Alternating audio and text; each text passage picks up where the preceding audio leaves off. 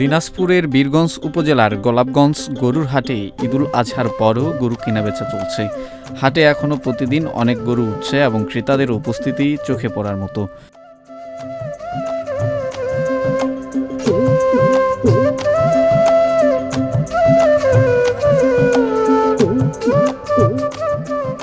তবে বাজারে দাম কিছুটা কম থাকলেও বিক্রি হচ্ছে কম, এমনটাই জানাচ্ছেন বিক্রেতারা।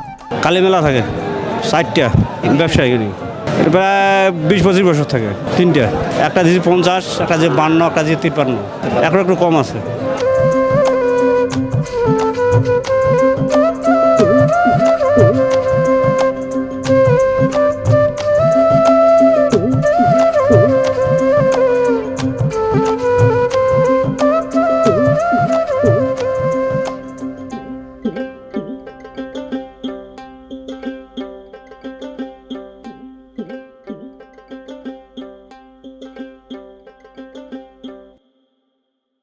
আমি দিনাজপুর থেকে আসছি ভাই।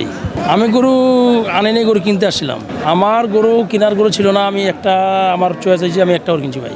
হ্যাঁ, দাম মাশাআল্লাহ মোটামুটি ভালো আছে। আমি বেচবো তো গরুটা, আমি একজন ব্যবসায়ী।